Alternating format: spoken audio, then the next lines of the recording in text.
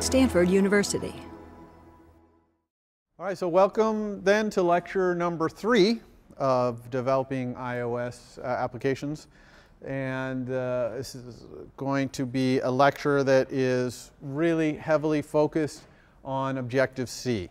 And you've seen a lot of Objective-C from my last lecture. We did the demo, the walkthrough. If you're doing the homework, you're typing in a lot of Objective-C. But today I'm going to spend some of the time going over what we've already done in a little more formal way so that you understand what the rules are in the syntax. And then introducing some new Objective-C things that we didn't really know when we did that demo. And I'm actually in the middle of this lecture going to go back and redo some of our first assignment based on what I'm going to show you today. And you're not required to go back in your homework and do anything I've done today. And in fact, in general, that's true. The Tuesday lecture never applies to your homework. So anything you hear on a Tuesday lecture, you don't have to rush in. If you've already turned your homework in, that's fine. There's nothing you ever need to do. This happens to be a lecture where, just because of the overlapping of the order in which I'm presenting the information, you might want to go back and do it, but totally up to you, totally optional. You'll be doing plenty of what I'm talking about today in your next homework, so there's really no reason to go back and do it unless you just want to for fun. So these are some of the Objective-C things I'm going to be talking about today. It's not everything in Objective-C, but it's all I can fit into one day, basically. If we do, by some miracle, have a little time left at the end of the day, I'll start going into some of the foundation framework. So some of the objects like NSString and some new objects like NSArray that you haven't seen before.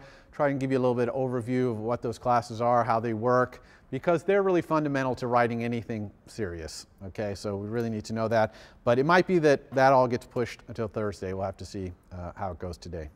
So Objective-C. I'm going to start in Objective-C by talking about method syntax. You've already sent some messages. You've already defined some messages in the walkthrough. But I just want to make it clear about what the syntax actually is specifically. The first thing is that little dash at the beginning, and we had a question about that last time even. The dash there either is a dash or a plus. Those are the only two things that first character of a method declaration can be. A dash means it's an instance method, and a plus means it's a class method. And I'm going to talk in detail what the difference between those two are. So that's what that first character is. Next, you have the return type of the method. All right, we've seen void as a return type. That means it doesn't return anything. That's different from not putting anything here. Okay, if you put nothing in, no parentheses here at all, then that means you're returning an ID, which you'll recall means an object that could be any kind of object, non-statically typed. You're not telling the compiler anything about it. You're just saying it returns some kind of object, pointer to an object. This particular example returns a pointer to an object as well, but we statically typed it to be NSArray so that the compiler knows that we're returning an array. So when it sees someone call this, it can kind of check to see if maybe you send array messages to that thing you get back.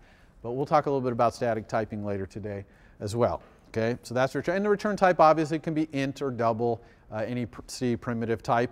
It can even be a C struct, okay, which is not uncommon in iOS development to be passing C structs around as well.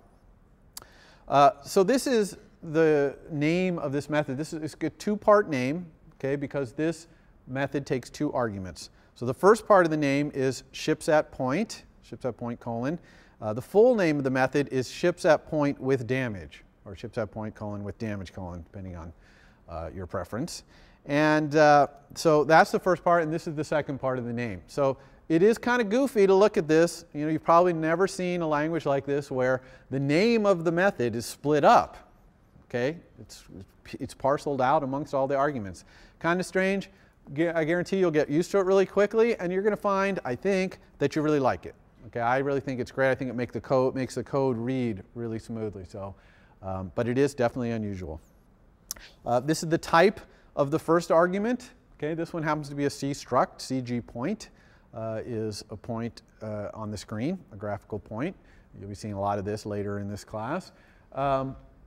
If this is missing, that also means that this argument is an ID. So anytime a type is missing in the method declaration, it means the argument is of type ID. In other words, pointer to object of unknown class. This is the second argument. This one's a bool, just for variety. Here's the name of the first argument. In the declaration, it doesn't really matter what this is, but it can't be blank. It has to be at least one character.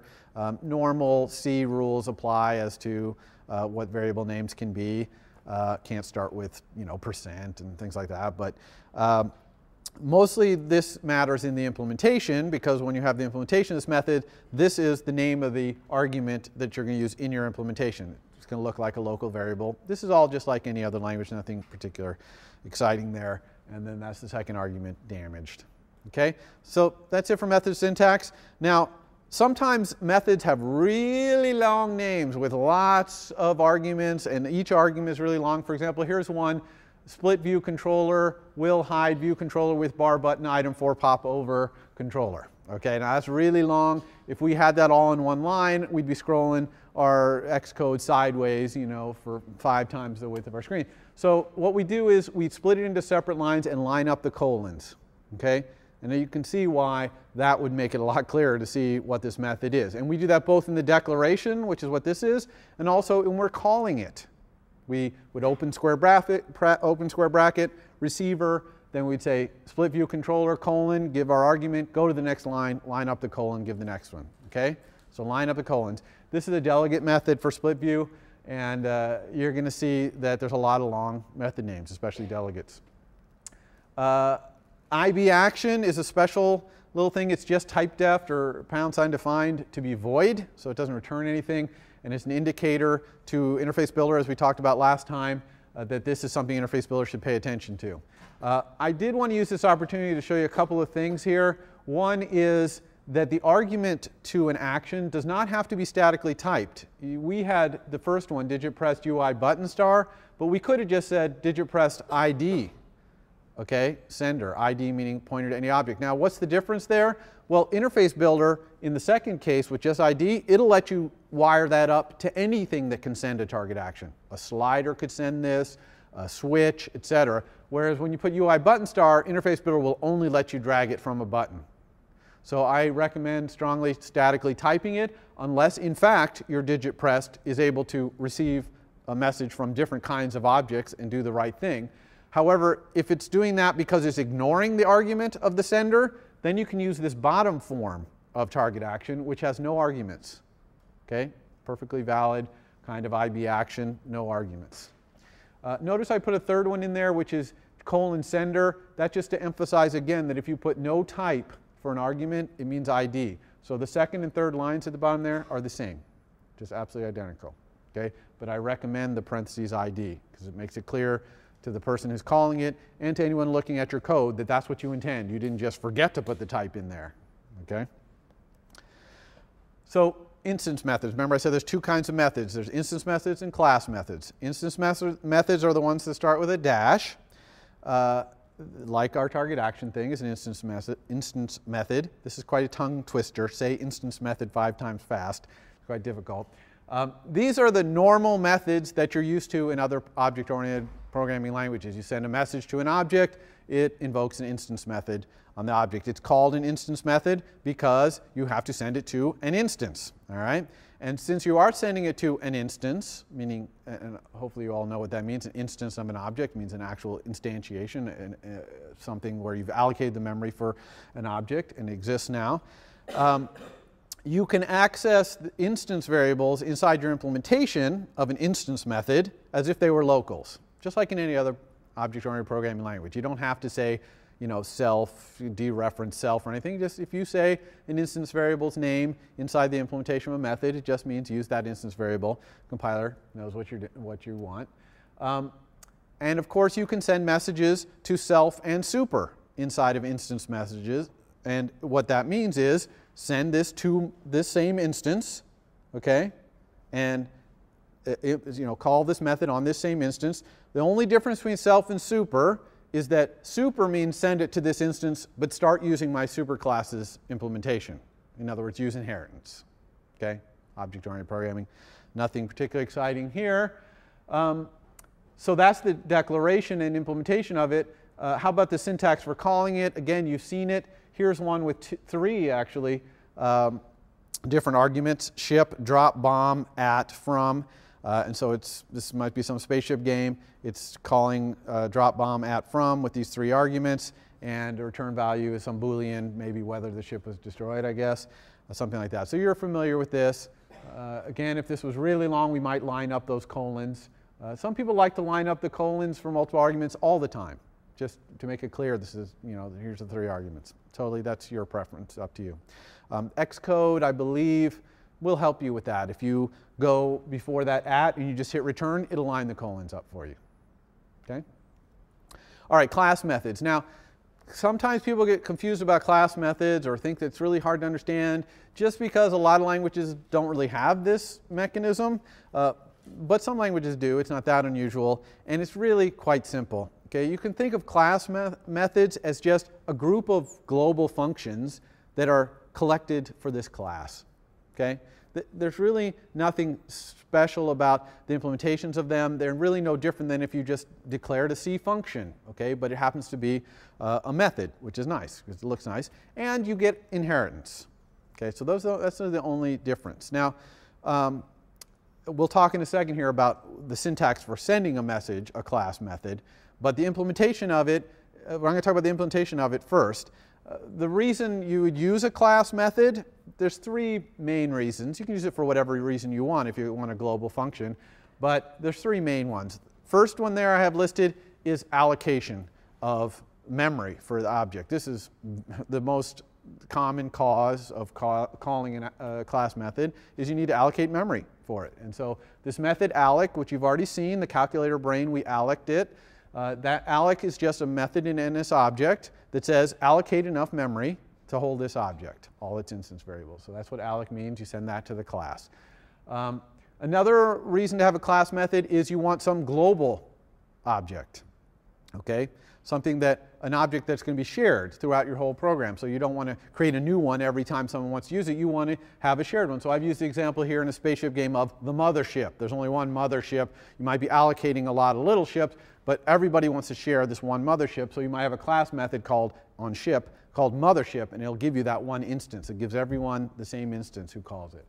And then lastly, you might have utility functions. Like here's a little function that you could send a ship, and it tells you how many turrets are on a ship of a certain size. Now you're not sending this to a certain ship. You're just saying if I had a ship that was of a certain size, which I've had be an int, probably a little simplification, but a ship of a certain size, how many turrets would it have? So you don't have to actually create the ship to find out how many turrets it's going to have. You can actually ask the class for information. So this is the reasons we use class methods. One thing to be careful to understand, in a class method, you cannot access the instance variables. Okay, because you don't send it to an instance, right? So the instance variables, don't access them in the class methods, ever. All right, it makes no sense to do that. Okay? You can still send messages to self and super, but it just means other class methods. So if I say inside of a class method, a square bracket self, call a method, that other method better be another class method, because I can't send an instance method to self because I'm not an instance, okay?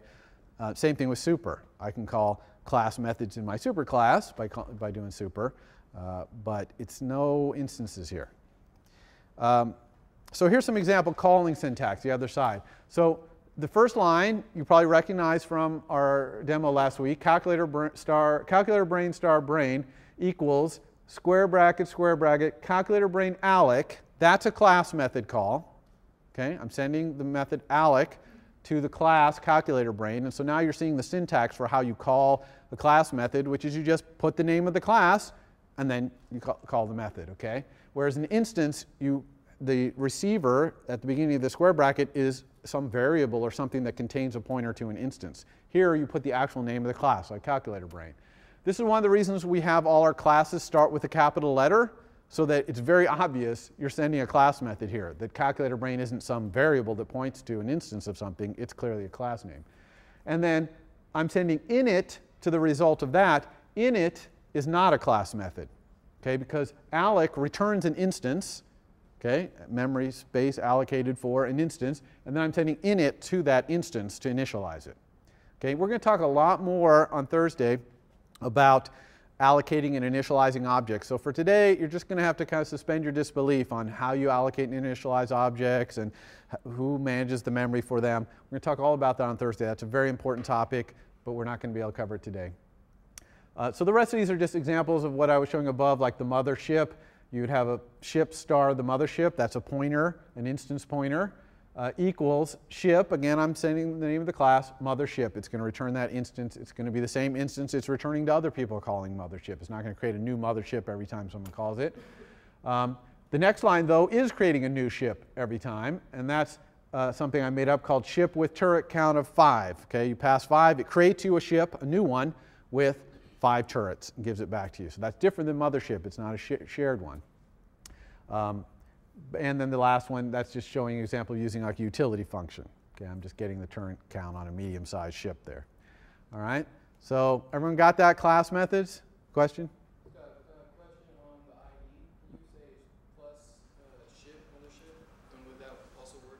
Yeah, so up there, the question is, when it says on the slide plus parentheses ID mothership, could I have said plus parentheses ship star mothership? Absolutely, I could have. And probably that would be better. Okay, I only put ID just to kind of have some variety here. But yeah, if it returns, always returns a ship star, like a ship or some subclass thereof, it should return ship star. So that's a good question. All right, so that's it for methods. Now we're going to talk about instance variables. Okay, one of the things that people always want to understand about instance variable is their scope. Who can see these instance variables? All right, so by default, instance variables, if you don't say otherwise, they're protected. Okay? Just like other languages, protected means the class can use them in its implementation, and also subclasses can as well. Okay? So if I write a subclass, I can just reference those instance variables in my instance methods, just as if they were instance variables in my class. But you can also mark instance variables private or public, and that's exactly what you would think. Private means only my class, not my subclasses, can see it, and public means anybody can set this instance variable. Okay? So here's what the syntax looks like. I'm not really going to look at this, talk this in detail because of what I'm going to say on the next slide, but if you want to go back and look at the slides, it just talks about how you do this. It's pretty obvious. You put the keyword there, and then every instance variable after the keyword will have that particular scope until you put a different keyword or until it ends. So that's that. But the reason I'm not going to spend much time on this is because my next slide is going to say, forget everything on that previous slide. Okay? And that's because in Objective-C, really, we want to mark all of our instance variables private, perhaps protected, but likely private. And we want to use this new mechanism, which I'm going to talk about today at length, called properties. Okay? And properties allow us to use a new notation in Objective-C that you haven't seen before, called dot notation, to access the instance variables in a safe, secure, subclassable way.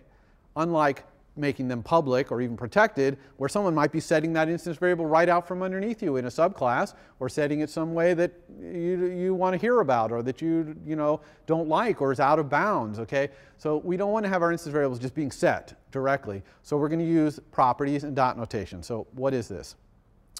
The bottom line of properties, or the basic idea, is you're going to use methods to get and set your instance variables. Okay? And you're going to use these methods not only for other people, including your subclasses perhaps, to set and get these things, but also just random other people who you want to make some instance variable basically public, but you want to control access to it. So you're going to use set and get methods. Now, the key to making this work is actually the naming convention. This is what the naming convention looks like. The getter is going to take no arguments, and it's just going to be the name of the property. So in this case, I have a property here, which is I. I happen to have an instance variable, private, that has the same name. And so I have a method I. So that's it for the getter. The setter has a very important restriction on its naming. It has to start with S-E-T, lowercase, and then a capital letter. Okay? Always has to be that way. So if I had S-E-T-E-Y-E, all lowercase, that would not be a setter for this property. Okay?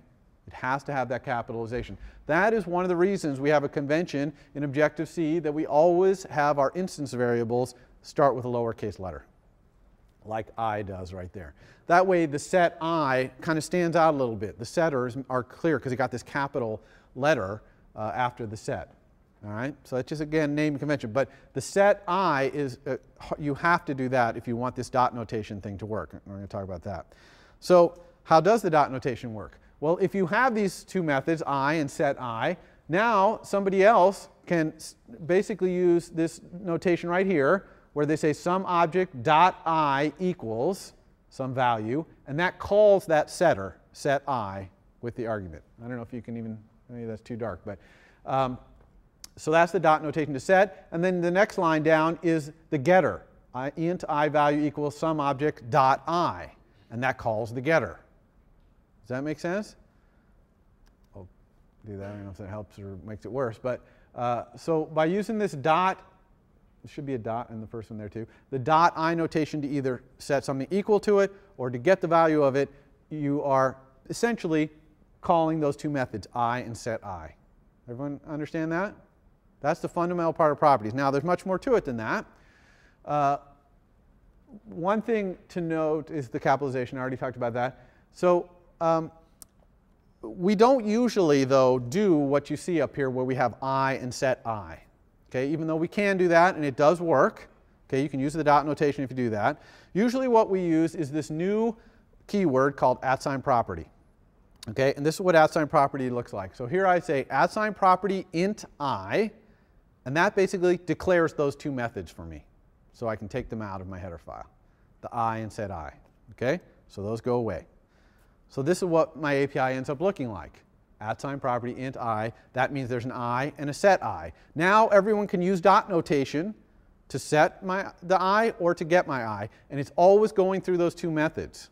So I have control of it. And subclassers can override those methods if they want to find out when I is being set, or they want to find out when someone's asking for I. All right? Or if they want to control how I is set. Maybe I can only be a positive number. We'll see an example of that in a minute. Okay? They can override that and control that. So you can also throw in the keyword read-only. So @property read-only int I. That'll make it so that it doesn't create the setter. Okay, so that's a read-only property. You can only get it. That's very common, right? You have an instance variable. You want people to be able to read it, but you don't want them mucking with it. You just want them to be able to see what it is. There's no way to have a set-only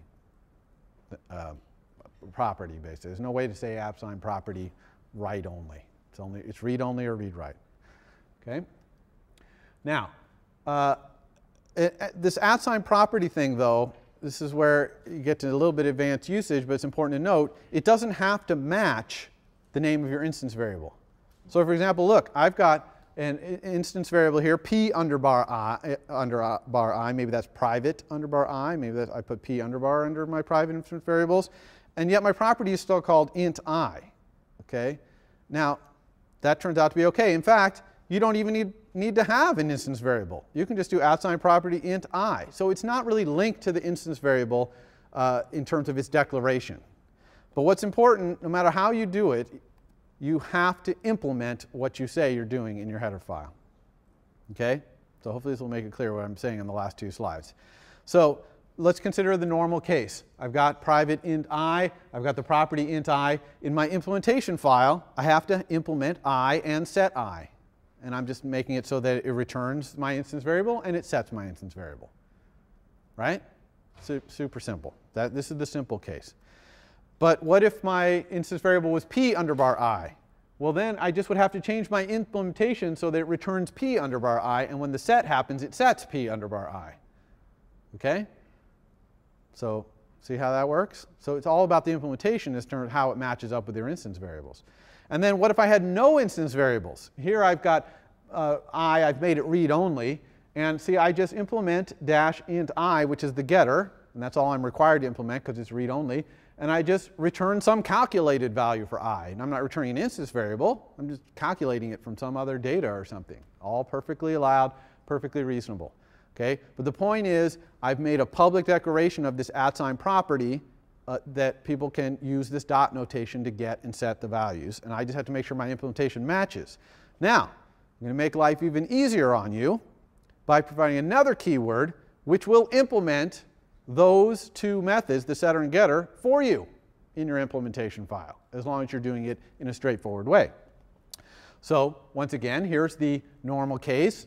My instance variable, I'm just returning it and setting it. In this normal case, I can put @synthesize I instead of my implementation, and it will interpret that to mean you want a setter and a getter that sets and gets the instance variable with the same name as the property, right? The straightforward case. Now, what if my instance variable was the p underbar I? Well, I can do that too. I can say @synthesize I equals p underbar I. Okay? And then it'll automatically know to do the set and get on that other instance variable. Now, what if I have no instance variable? Then I can't use synthesize. Okay? If I have no instance variable, like the case where I'm returning this read-only I have to implement that myself. There's no way synthesize can synthesize any code for you. All right? Yeah? Where are you establishing what type of variable I is? You mean what its type is? Like the question is, where are we establishing the C type or the type of I? And the answer is in the instance variable. That's where I'm doing the int I storage. And in the property, you can see it's @print property int I. So both places I have to say what type of object it is. All right, so that's synthesize. Very, very valuable. If you use synthesize, you can still implement the setter or the getter, or both. Okay? Your implementation will trump synthesize. Now you might say, well, why would I use synthesize and implement? Well, the answer is you want to use synthesize to synthesize both the setter and the getter, and then you're going to change the getter, or you're going to change the setter. So here's an example where I am using synthesize so that I have the getter and the setter, but then I'm providing my own implementation for the setter to make sure that I is never set to be a negative number, right? I just have put a little if in there. If and int is greater than 0, then I set I. But if it's 0 or negative, it just does nothing, right? So if I say something .I equals -3, that does nothing. If I say something .I equals 4, it'll set I to 4. Okay, so it's perfectly fine to use @synthesize and then implement one or the other. You could even implement both, then your synthesize is just wasted code because it's not going to be ignored. It's quite common and probably recommended to use dot notation with self inside the implementation of your methods. Okay? So even when you're accessing your own instance variables, sometimes it makes sense to use self dot the property name. So for example, in an implementation, I could say int x equals I. That would set a local variable to my instance variable I. That would work fine. But I could also say int x equals self.I, which does not do the same thing because int x equals self.I calls my getter. Okay, so if my getter does something in there, in addition to returning the value, that's going to happen. But it's generally a good idea to do that, but you can also get into very big trouble doing that. For example, when you're in the code of your setters and getters, you want to be careful about saying self. Okay, look at this code right here. Here's my setter, set I to an int, and I say self.I equals an int. Okay, what's the problem with this? Infinite loop. Because that line self.I equals an int is going to call my setter, and I'm in my setter. So it's going to keep going around and around and around, constantly calling my setter, infinite loop forever. Okay, so be a little careful in your setters and getters when you use self dot whatever.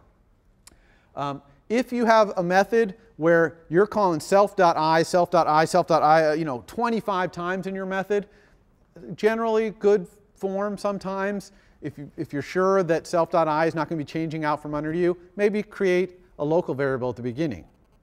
Int local I equals self.I, and then refer to local I everywhere the 20 times, so that you're not constantly calling that getter over and over. However, don't worry too much about that getter being a lot of overhead. Oh, I'm calling a method every time. The amount of overhead inside of your methods compared to the overhead to draw on the screen is just infinitesimal. Okay, so unless you're doing some kind of 3D graphics thing, it's very computational intensive in a tight loop, I wouldn't worry about the overhead of calling a getter compared to I'm going to tell the screen to update bits, okay, which is constantly happening in an iPhone or an iOS app, right? You're constantly updating the screen. Very heavy operation compared to going in a loop and setting self.I a few times.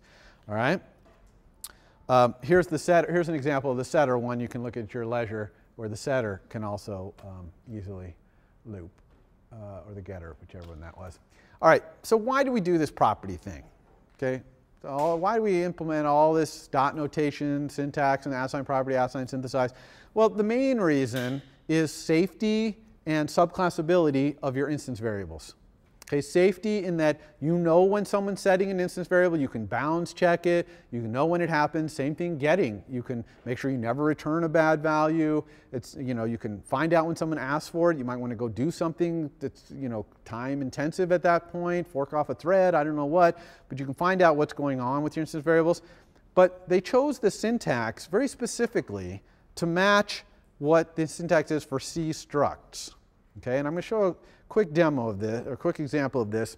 I don't want to spend too much time on this, but here I have a C struct called point. It has an X and a Y in it. It just represents a point, let's say. And then I have an object called bomb, which has a property, which is a point, perfectly legal, called position. Maybe it has some instance variables in there. I don't know. But it has that public property. And then I'm going to have the class I'm going to implement here called ship. It has 3 instance variables there, width, height, and center. Notice how I put float on the same line, width and height. That's perfectly allowed, by the way, in Objective-C. So I've got 3 instance variables, and then I've got 3 properties that match up to them. And then I've got this method gets hit by bomb, which is a method that takes a bomb and it returns whether this ship gets hit by that bomb. So we're going to implement ship right here. Okay. So it returns whether there's ship. Okay, so here's our implementation of it. Notice the first line in my implementation, I synthesize my 3 properties. Okay, synthesize width, height, and center. So now those properties are synthesized. Now the gets hit by bomb, so it's very simple implementation. I'm just going to go left edge, right edge, top edge, bottom edge. I took out some of the code there, and then I'm just going to see if the bomb is inside my edges. So super simple implementation. That's not the key. I want you to look at this notation, though, this self.center.x notation. All right? So here we're accessing our own instance variable called center by calling self.center through a dot notation or property. And then I'm using dot notation to access the C struct that comes back to get its x. Everyone understand what's going on there? So you can see in one little term, I've mixed both dot notation for getting my own self.center with the dot notation to getting that x out of that C struct, the point struct over there that had an x and a y. All right? Now, down here, so here's a couple more examples of it. Here is a couple more, or another example of where I'm using dot notation to reference an object property. This time, it's another object, the bomb. Okay, I got the bomb. It has a public property called position, which is a point, and I'm accessing that. And then here I'm doing the same thing, accessing the C structure using dot notation. So you can see how this implementation of this method has a lot of method calls in it, actually, but they're all hidden. They all are these setters and getters of the dot notation. Okay? And it also looks very similar. C structs and objects look similar when you're accessing their data. Instance variables in the object case, the members of a C struct. Now, why have they done this? The reason for this is that C structs are a lot like objects that don't have any methods on them. Okay? And there's a lot of C structs that are passed around in iOS. As you can imagine, points and rectangles, sizes, things like that, that don't really need methods. There's a few C functions to manipulate them. They don't really need to have the overhead of being objects, but they act a lot like objects, right? They carry data around, and you're passing points as arguments all the time. So you want the code to kind of look similar when you're doing a similar thing, which is accessing the data of something. Okay? That make sense? All right, private properties. Do all @sign properties have to be public and in your header file? No, they do not. Okay, there's a special magic that you can do. Okay, you're just going to have to remember this magic to put an @sign interface at the top of your .m file, which is private interface. And you can put properties in here. You can also put methods in here, and then implement them in your @sign implementation. And here's the special magic. It's the parentheses there. You say @sign interface, my object, parentheses, open parentheses, close parentheses. Okay? Everything you put in that interface is kind of added to your interface. You can put methods in there. You can put properties in there. You cannot put more instance variables in there. Okay? All your instance variables have to go in your header file. Okay? That's a restriction. basically on strict C is that it needs to know the size of that instance variable structure when it's allocating the object. So you cannot put more instance variables, but you can put properties. So for example, here I have added this property my eyes only, which is a double, and then I synthesized it, just like I synthesized I. And presumably my eyes only is an instance variable, a private instance variable declared back in my header file. Okay? And I can call this property using self.myeyesonly. That's actually the only way I can call it, because no one else can call it. It's private. Everyone okay with that? There's more to think about with properties. I can't tell you everything about them because when a property is an object, there's memory allocation to think about. Okay? Right? If I have a property and I get an object from somebody using a property dot notation, who owns that object? Who has to free it? Things like that. We're going to talk about all that on Thursday, so hand wave today. So demo. Okay, so I'm going to just quickly go here back to our walkthrough code. So this is exact walkthrough. Probably this Xcode hasn't even been closed since last time we did this.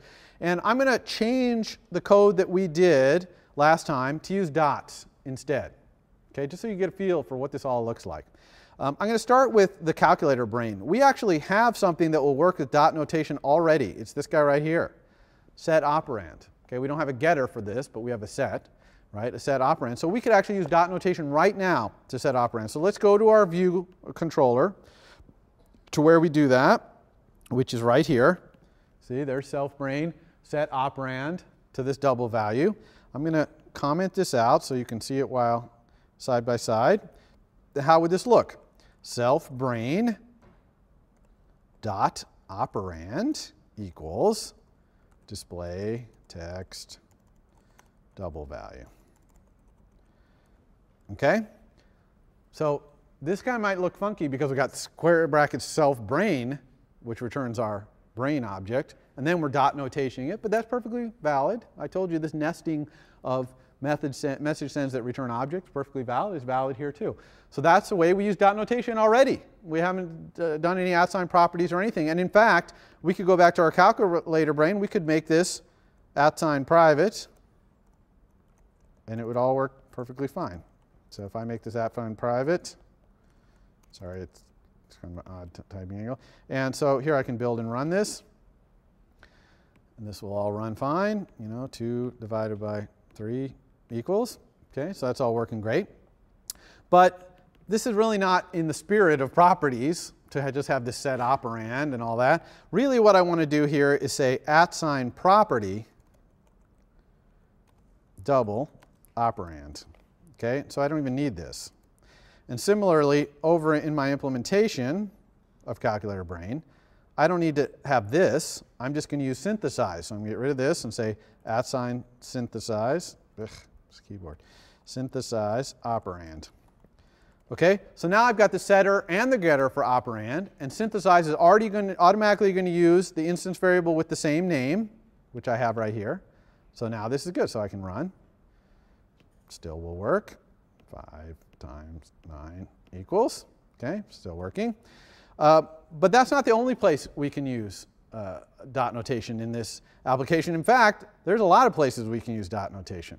For example, all the places where we get the text out of the UI label, or set the text in the UI label, or even where we get the title label off of the UI button, those are all properties of those objects, right? The text that's in the UI label, that's a property of it, an @sign property. Same thing, the title label is a read-only property of the button. You can't set the title UI label that the button's using to draw itself, but you can get it. Okay, so what would this line of code, for example, look like? So let's get rid of that. This would be ns-string digit equals sender.titleLabel.text. So you can see it kind of cleans up the code and makes it a little more readable and nice in that way. And of course, we can keep, you know, nesting still works. We can send a dot notation thing to something we just got back from the dot notation. Similar here. There's a lot going on here we can fix. So this could be display. Whoops. Display. Sorry. Display dot text equals display dot text string by appending string digit. Okay? So see, I'm here using the setter and the getter for display text right here. So display has a method called setText and has another method called text. It probably synthesizes them, or at the very least, it defines them as an @sign property in its API. Same thing down here. Look at this line of code. I'll do it after to be consistent. This line of code just becomes display.text equals digit. Okay? So that's kind of nice code. What about down here? This is kind of messy right here. This self-brain. Brain is just an instance variable of our class, right? Our brain that we're using. So we should be able to use property to get that. It'd be a read-only one because we don't allow anyone to set our brain. We create it. It's also kind of private. I don't think we want other people calling things on our brain in our controller. So let's create a private one for that. So I'm going to go up to the top here, @sign interface, calculator view controller, the magic parentheses, @sign property, read only. It's a calculator, brain star, brain, end. Okay. Now I could synthesize that by saying @sign synthesize, but I actually don't want to because I do something more than synthesize would do, which is I lazily create my brain if it doesn't exist. So I'm just going to leave this method exactly as it is. I'm not going to change it at all. But I can change the calling code to say self.brain.operand. Use dot notation. Make sense? This right here can be display.text double value. Right? We also, just to show you how that operand, when I added the @sign property for the operand on our brain, it also made the getter. Let's use that getter. I'm going to take away this result. Here, let's copy and paste. I'm going to take away using the result of perform operation, which conveniently return the value of our operand. And I'm going to go here and say brain, self.brain.operand.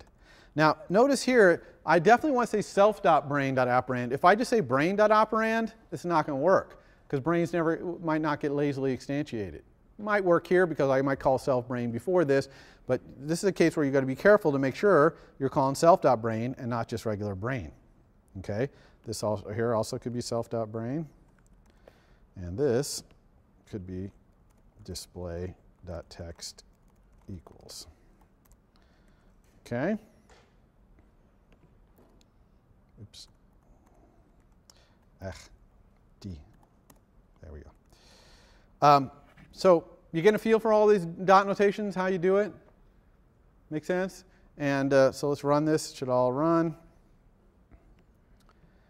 2 plus 3 equals. Okay, still working. All right? So that's dot notation. You want to use dot notation. Okay, dot notation, yes, it's optional. We obviously could do this whole program without dot notation, but it makes code more readable, and it gives kind of an indication to your reader of your code. This is an instance variable, or not really an instance variable, but a property of my object that you're setting and getting when you use dot notation. When you do square brackets to set it, yeah, that's legal, but it kind of makes the reader think, I'm calling some method. What does this method do? Is it a shoot method? I'm shooting? No. So when you call with the dot notation, it says I'm setting and getting information. Maybe in a structured way, but I'm setting and getting. Okay? So that's properties. Very important thing. That's why we spend so much time on it, to make sure you understand it. Starting with your next homework, you want to use properties whenever it's appropriate. In other words, whenever you're setting or getting data out of an object, you want to use dot notation and properties. Okay? That's going to be on your evaluation thing section, is uses properties when appropriate. And don't use properties when it's not appropriate. For example, some people want to use a property anytime they have a method with no arguments, like spaceship shoot. Sure, you could make @sign property read only spaceship shoot, but that's not really what, it doesn't return anything. It's really, you'd be torturing properties into something they're not. Okay? Shoot is an action. You want to use square brackets. Ship, shoot. Okay? All right. Shifting gears now. Talk about dynamic binding. This is the big difference between Objective-C and probably most of the other programming languages that your object-oriented programming languages you're used to is dynamic binding. You've already seen the two ways that you can declare a pointer to an object. In other words, a storage location that points to an object. One is like NSString*, which is statically typed, we call that, static typing. Not static binding, static typing. And then ID, which just means pointer to some object. We don't really know what type it might be. By the way, you never use ID star. Okay? ID star would mean a pointer to an object. Like if you were creating a C array of them, maybe, but you're never going to do that in this class, that's for sure. We have array objects for that. And if you do ID star, you're probably just forgetting that ID already kind of includes the star, right? It's already the pointer. Okay, so ID star, don't use it. The key to dynamic binding is that the decision about what code is going to be executed, literally what function underlying is going to be executed on the processor, is made entirely at runtime. Okay? Always entirely at runtime. Whether you say NSString* or ID, doesn't matter. It's always going to make that decision at runtime. And in fact, the NSString* is really only an aid to the compiler to help you find bugs in your program. It is really nothing to do with the dispatching of which messages are sent and things like that. Okay? So that's an important thing to understand. NSString*, ID, exactly the same at runtime. In the compile time, the compiler can look at that NSString* and divine that, oh, you think this is an NSString*. I better check to make sure you're sending messages that are string messages. But that's just the compiler helping you. Okay? That is not anything about the code that's generated. The code generated would be exactly the same. Okay?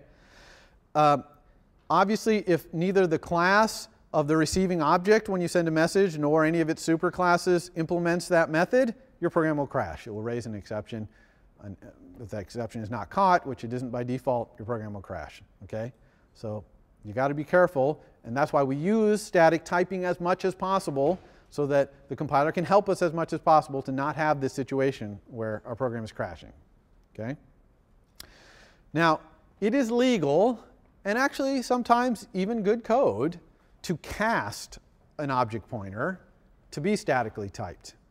So someone gives you an ID, or maybe even a already statically typed thing in your program, and you cast it using casting notation, just like in C, parentheses, the type in the middle in front of the variable. You force it to be a certain type.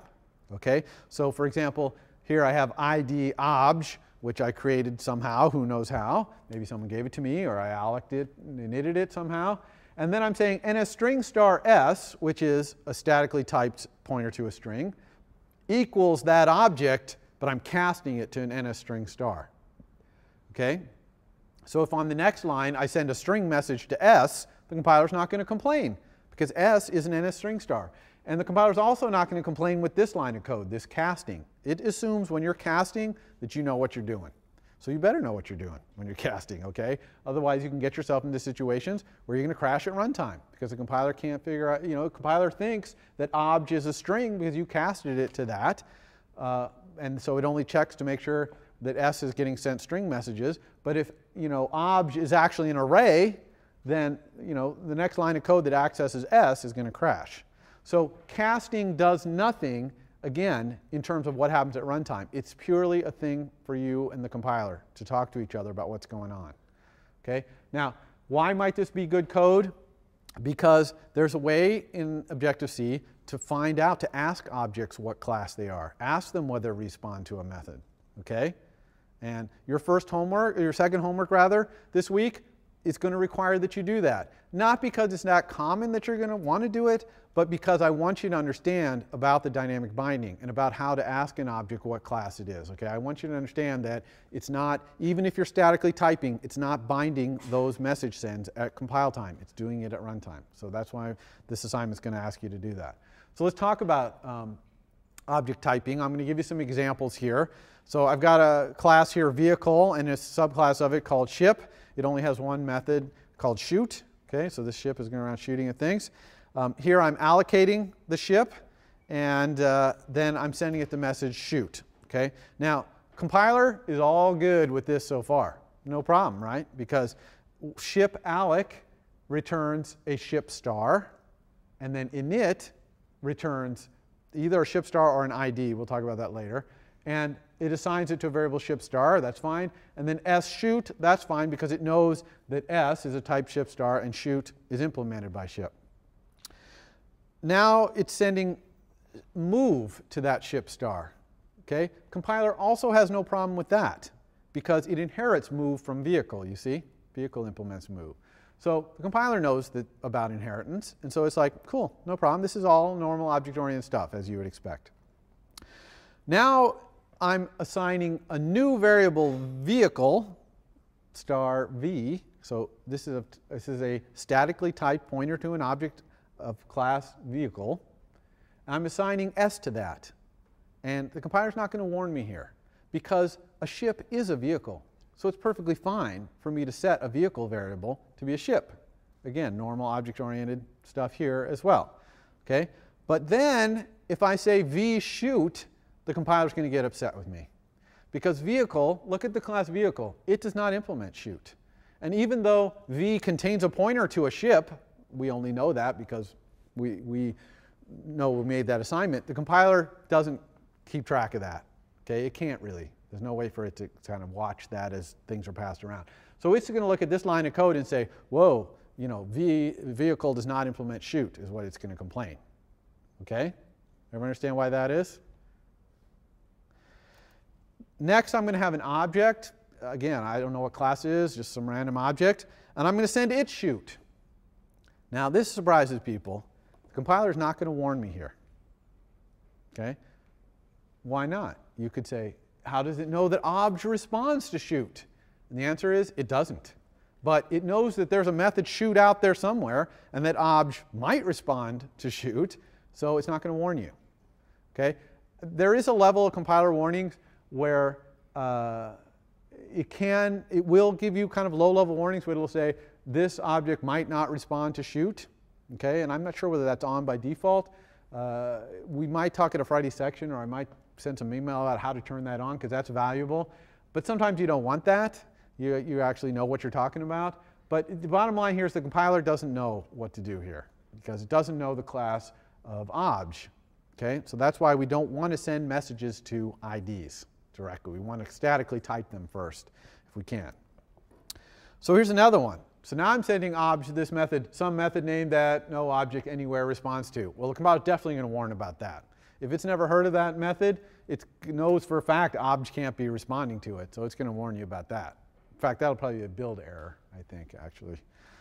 It might be just a warning. So now I'm going to create a little string here, an string star hello, and I'm initializing it with @hello. You know that we can do that. If I send hello shoot, obviously the compiler is going to warn me about that. It knows that shoot is a ship method. It's not a string method, so it's going to warn me. That's good. Here I'm casting hello into a new variable called hello ship. Okay, so I'm creating a new pointer, hello ship, which is a ship star, and I'm casting hello to be it. No warning here because we're casting. And now I'm sending shoot, and the compiler's like, okay, we're good now. Of course, this is a guaranteed crash at runtime, right? Because when you send shoot to a string at runtime, it's going to crash. But the compiler's not having any problems with it. Here's another thing too. If I just send a message to hello, but I put a little cast ID in front of it, in line, that'll also keep the compiler off my back. It'll also crash at runtime as well. Okay? But you can cast on the fly too. All right? Does that make sense? I just wanted to go over this casting thing. Yeah, question? Where you say vehicle star v equals s. Yeah. After that, could you say like s equals, or like star s equals v? Like copy it back. Yeah, can you say, so the question is it legal to say ship star s equals v, equals a vehicle? And the answer is no, okay? Because a vehicle is not a ship. A ship is a vehicle, but a vehicle is not a ship. Everyone understand that? It's kind of an object-oriented is a thing. It's got to point in the right direction. Inheritance got to go the right way. So no, the compiler would warn you if you said ship star s equals v after that line. Yeah. So if you wanted to call shoot on v, you'd have to cast v. Correct. Exactly. If you wanted to send shoot to v, you'd have to probably ask v, is it a ship, and then cast it to ship, and then send the message. So good segue into this next thing, which is introspection, asking objects what they do.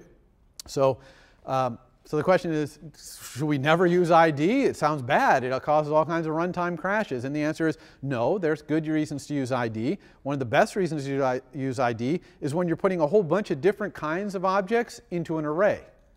Okay, and you're going to be doing this in your assignment. You're going to be putting numbers into the array and strings into the array. And then when you pull them out, you're going to look and see what they are. And based on what they are, you're going to do different things. Okay, and that's a perfectly reasonable way to use a dynamically bound language. So how do we find out?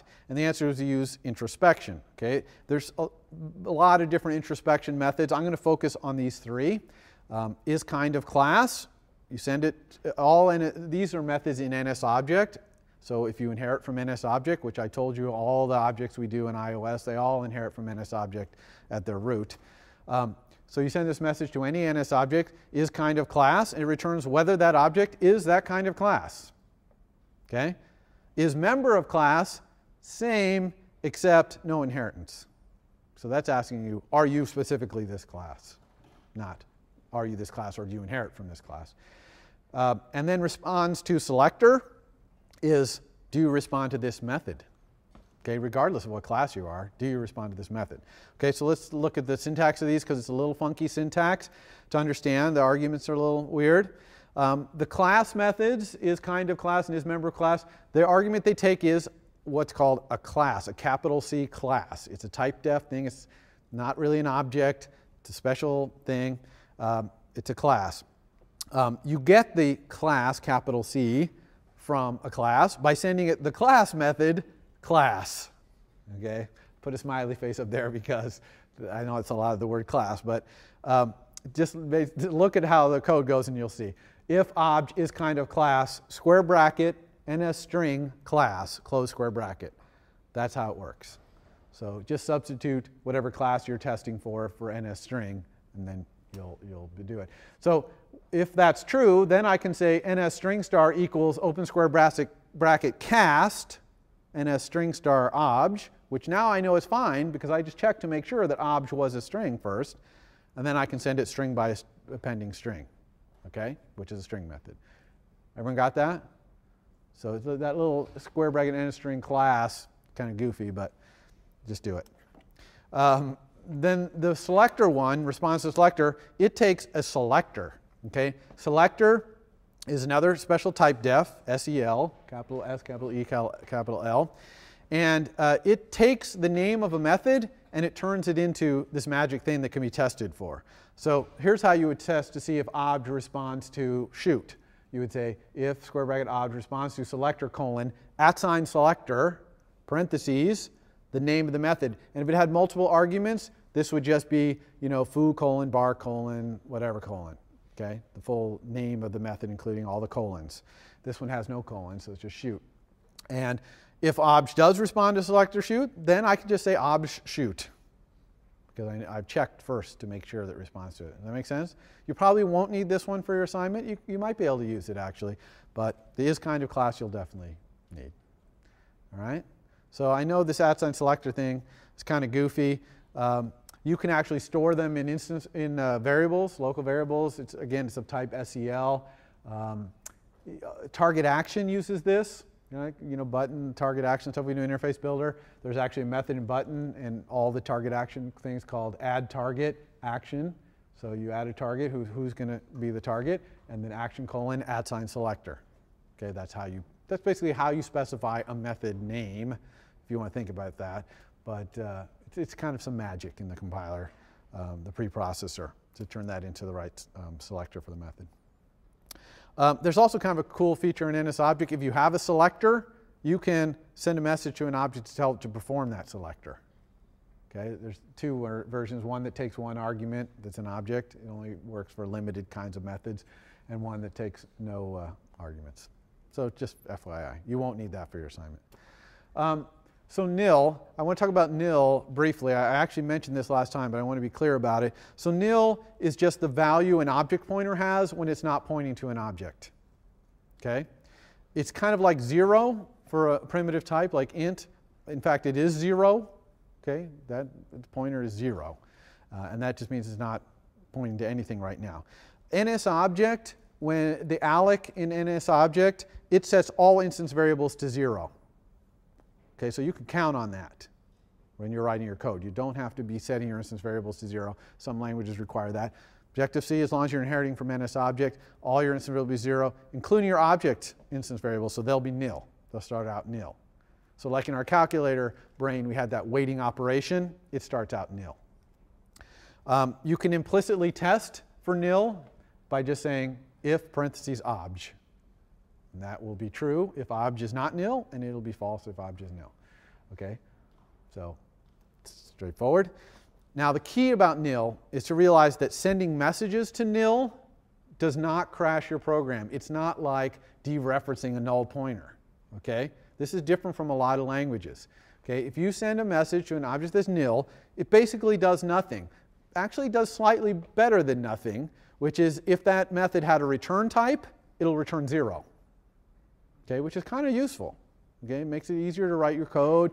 You know, if it's nil, it's perfectly, you basically, when you're writing your code, it's fine to design it such that having the object pointer being nil means something. And when you send that message and you get 0 back, that's fine. The only thing to watch out for here is structs. All right? If you return a C struct, like a CG point there, that will not have all its members zeroed out. It'll be undefined what that value is. Okay? So basically, don't use the fact that nil returns 0 if the return value is a struct. That's the only thing to watch out for there. But if it's an int or double or returns an object pointer, perfectly fine. It's not bad coding style to do that. You're rocking. Okay? It's very valuable. And you'll see how this works. This is really nice. This really makes for nice code over time. Bool, you know about bool. It can be implicitly tested if flag, if not flag. The two # defines we use are yes and no, not true and false, not lowercase yes and no, capital Y, capital E, capital S, and capital N, capital O. That's what we use. That's the convention. They're true and false, or probably even # defined in there. The reality is 0 means no, and any non-zero means yes, but I would not use that. If you're having a bool variable, it should only have the value yes or no. Don't give it any other wacky values, like 0 or something like that. Okay? But it's okay to implicitly test it, if not flag. That's okay. Okay, so we do have time to go through some foundation, which is great. Gives us more time for our demo on Thursday, which I always have trouble having time to finish. So that was all I'm going to cover in Objective-C. We still haven't covered the big thing in Objective-C, which is memory management. I need to kind of show you some of these foundation things first before I can really have that make sense to you. But that will be the big topic for Thursday, is memory management. Okay? If we're passing these objects around, returning them as properties, setting them, passing them as arguments to functions, who owns that memory? There's no garbage collection, so someone has to clean up all that mess. And so we're going to talk about that next time. But so for the rest of this time, I'm going to talk about as many of the objects in the foundation framework as I can. Okay? So the biggest object, most important object in foundation is NSObject. Okay? Like I said, it's the ultimate superclass. Pretty much everything we're going to do, every class. I don't think there's a single class you're going to create or use that is not eventually inherit from NSObject. The main things that NSObject does, memory management, okay, which we're going to talk about next time. That's probably its main thing. It also does the introspection. It has those methods like isKindOfClass and things like that, which really cover some C functions in the Objective-C runtime, but nice object-oriented methods. It has a great method description. Okay? That's the whole method, no arguments, just description. Returns an NS string star. This is the method that gets sent when you put an object in an NS log or any printf-like thing with %@. Remember we did in the walkthrough, actually I don't think we did this in the actual demo for time reasons, but if you look in the walkthrough, middle of it somewhere, I do NS log and I put a %@ in there. And the argument I put, it happens to be a string object, but actually you can put any object there and just make sure that object implements description. And that'll be the string that gets printed out to your console. Okay? So that's a good one. You know, most objects like arrays and strings, they implement description for you, all the objects in the SDK. But if you have your own object like the calculator brain, you might want to implement description to print out the operand and the weighting operation or something like that, so you can see what's going on in the log. NS string, probably the next most important object in foundation. Just because there's a lot of strings going on in applications in the user interface and as IDs and other things inside of your application. They're international strings based on Unicode, okay, so they can represent any string in any language in the world, basically. They're used throughout iOS instead of CareStar. There's no iOS API that uses CareStar. They all use NS strings. All right? There's a lot of pre-compiler support for them, including the constant that you're already familiar with, this @ notation. One thing to notice about a string, it is immutable. It cannot be modified. Okay? NS string objects cannot be modified. Once you create them, they stay that way forever. Whether they're created with the @ thing, or you create them by doing string by appending string, or string with format. Any way you create them, doesn't matter. Strings cannot be modified. It's very important to understand that. Okay? So the usual pattern for using them then is you have an NS string that you want to modify, you send it a message to modify, and it sends you a new one. It returns a new string, okay, that is modified. You still have the old string, and it returns a new string that is modified in the way you're asking for. All right? So, for example, in our code from last week, we have display text string by appending string digit that actually returns, that takes the display text, which was a string, appends that digit to it, and returns a new string, which we then set as the text in the display. To use dot notation, it looks like this. Okay? So we see how we're taking the existing string that displays text, sending it a message to modify it, but we're not really modifying it. We're creating a new string. Okay? So everyone got that? So same thing here when we did the operand, and we're updating the display, right? Now this is different. This is a class method. Do you recognize the difference here? We're sending this to NS string. So this is actually creating a new string out of the ether, all right? The NS string, the class, is creating a new instance for us using this string with format method. Okay? There are tons of utility functions available for NS string. I encourage you to go look it up in the documentation. Everything from case conversion, you can get substrings and append strings together, converting types, like we use strings double value method to turn it into a double, remember, in our calculator controller. So there's just tons and tons of functions in string. Very versatile class, very highly optimized as well. Now, for those of you who are worried because you can't modify NS string, there's a different class, NS mutable string, that you can modify. Okay? And it works as you might think. Like here I have a mutable string that I created by allocating and initting, and then I sent it the message append string, and it appended that digit onto the string. Right? So you see how that's a little different than returning a new string that had the thing appended on it. Notice the method name is a little bit different. Instead of string by appending string, it's called append string. All right? Mutable strings, you might ask, when do I use a mutable string versus an NS string? Well, if I'm doing some modification to a string in a tight loop, or I'm changing it, modifying it all the time, I'm probably going to want a mutable string that I'm modifying. But if I'm just returning a string, or like the case of our calculator, where I'm getting a string, modifying it, setting a new thing, generally you're going to use NS string, not NS mutable string. Okay? We wouldn't want to get the display's text. That's immutable anyway. We'd have to convert it to a mutable string, modify it, then set it back on the display, which would ignore the fact it's mutable anyway. It would just be using the immutable value of it. So it's pretty obvious when you want to use NS string. You use NS string almost all the time. NS mutable string, pretty rare to use. Okay? A few miscellaneous objects in Foundation. Yeah, question? Yeah, yeah, you can. The question is, in NS mutable string, can I grab a character out there, replace one, put a little, yeah, you can substrings, you can muck around with that string, you know, all you want. But, so yeah, it's not usual, as I say, but you can do it. So here's some miscellaneous objects in Foundation. I'm going to leave the other big class of them, which is arrays and dictionaries and sets. We're going to talk about that next time. But here I wanted to go over just four really kind of somewhat common objects that you need to write most general applications. One is NS number. You know, you've got these ints and doubles and floats running around like we have in our application. You can't put them in an object-oriented array. Okay? because they're not objects. They're primitive types. They're C types. So NSNumber is a class that allows you to wrap these primitive types in an object so you can put them in an array, right? So like here I'm creating a number by using the NSNumber class method number with float, and it's returning me a float object. And then I can, for example, get the primitive back by sending it float value, or I could put it in an array or a dictionary or something like that. NSValue is an even more general wrapper. You can actually wrap C structs and things like that.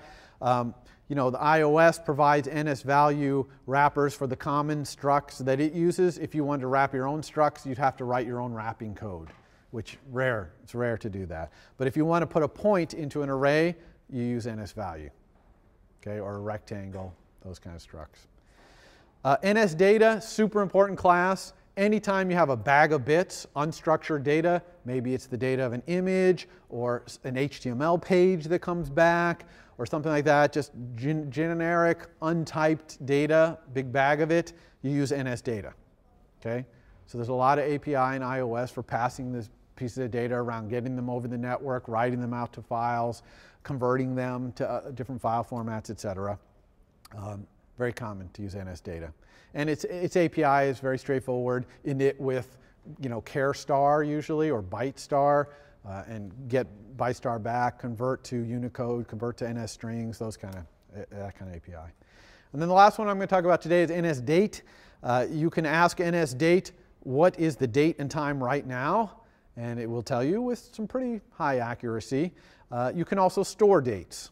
Okay, so this is a good way if you have your program is running and it wants to remember when the user did something and then report it to the user later. Like, you know, the last time you opened your favorites was Thursday at 5 p.m. Well, when they open the favorites, you create an NSDate object. You can store it out to various places, file system, or there's a way to store defaults, and then you can restore it. And there's some other ancillary classes that go along with NSDate, NSCalendar, date formatter, date components.